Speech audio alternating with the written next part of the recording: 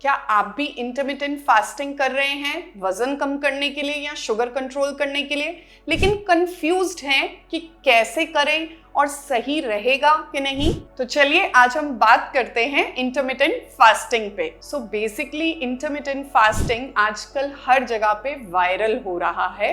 या तो आप अपना वजन कम करना चाहते हैं या आप सोचते हैं उससे शुगर में कंट्रोल आता है।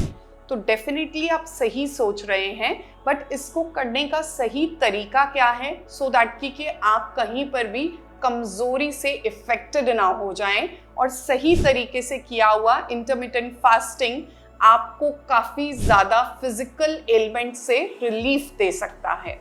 तो सबसे इम्पॉर्टेंट है जो कॉमनली चलता है वो है 12 से 14 घंटे की फास्टिंग पीरियड। सबसे बेस्ट तरीका है 16 to 18 वाला, बिकॉज 16 आवर्स की फास्टिंग आप करेंगे और 8 आवर्स का आपका विंडो पीरियड चलेगा, जिसमें आप खा सकते हैं, प्रॉपर अपनी मील्स ले सकते हैं। बट आप सोचते हैं कि क्या खाएं और किस तरीके से खाएं।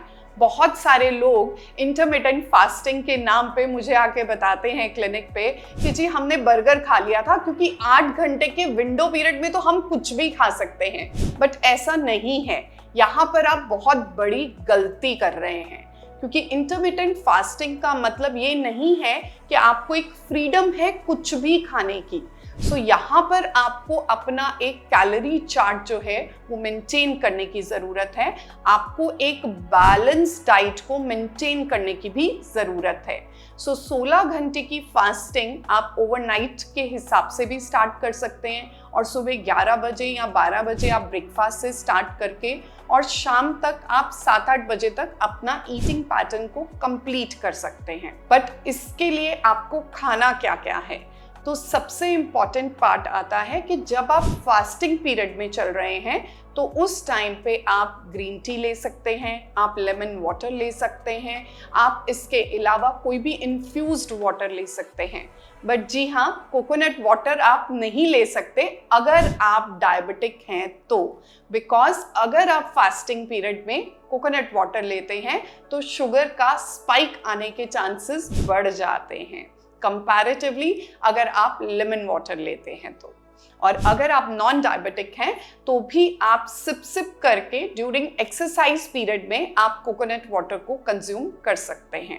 सो इम्पॉर्टेंट पॉइंट तब आता है कि जब आप ईटिंग पैटर्न को स्टार्ट कर रहे हैं और ईटिंग विंडो में एंटर कर रहे हैं, तो सबसे पहली मील जो है वो आपकी वो मील होनी चाहिए जिसमें एक गुड पोर्शन ऑफ फाइबर होना चाहिए, गुड पोर्शन ऑफ प्रोटीन होना चाहिए, जिसमें दालें या दालों से बनी कोई भी चीज़ जैसे इडली, चीला, डोसा या फिर चपाती भी आप ले सकते हैं। बट कोई भी ऐसी चीज़ से आप अपनी फास्टिंग ब्रेक मत कीजिए जो एकदम से आपको सडनली शुगर स्पाइक दे, नहीं तो जो आपने 16 घंटे का फास्ट किया है वो आपका कंप्लीटली वेस्ट हो जाएगा। सो उस टाइम पीरियड में आपको हमेशा एक हाई फाइबरस और हेवी प्रोटीन डाइट जो है उससे अपना डे स्टार्ट करना चाहिए। इसके आपको 2 बेनिफिट हैं। पहला, शुगर स्पाइक नहीं आएगा। दूसरा, आपको ये लॉन्ग ड्यूरेशन तक आपकी जो फास्टिंग में हेल्प आउट करेगा और आपको भूख नहीं लगेगी, जिसके कारण आपको अनवांटेड क्रेविंग्स भी अवॉइड हो सकती हैं। नेक्स्ट इम्पॉर्टेंट आता है कि हम 4 बजे के अराउंड एक शॉर्ट मील ले सकते हैं, जिसमें आप किसी भी टाइप की स्मूदी, योगर्ट्स या कोई भी तरीके का आप ड्रिंक जो है उसको प्रेफर कर सकते हैं, सो दैट कि उससे आपको एक फिलिंग सेंसेशन मिलेगा फॉर अ लॉन्गर ड्यूरेशन। और नेक्स्ट इम्पॉर्टेंट मील आती है डिनर की मील या हमारी last meal of window eating time की। इस टाइम पे हम मैक्सिमम गलतियां करते हैं क्योंकि इवनिंग टाइम हो जाता है और बर्गर्स, पिज़्ज़ाज, इन सबको खाने के लिए इमेंस क्रेविंग आपको रहती है। सो यहीं पर आपको सही में कंट्रोल करना है, क्योंकि यहाँ पर आपको जो मील लेना है उसमें आप थोड़ा सा कार्ब कंटेंट अच्छा ले सकते हैं, सो दैट कि जो क्रेविंग्स आपको आ रही हैं उनको आप अवॉइड कर सकते हैं। And definitely home cooked meals के साथ आप कुछ बटर मिल्क या कुछ लेमन वाटर टाइप चीज़ों को भी ऐड कर सकते हैं, जिसके कारण आपकी क्रेविंग्स जो है वो सबसाइड हो जाएंगी। और आप चाहें तो कोई स्प्राउट सैलेड की फॉर्म में, चाट की फॉर्म में भी चीज़ों को इवनिंग टाइम पे ऐड ऑन कर सकते हैं।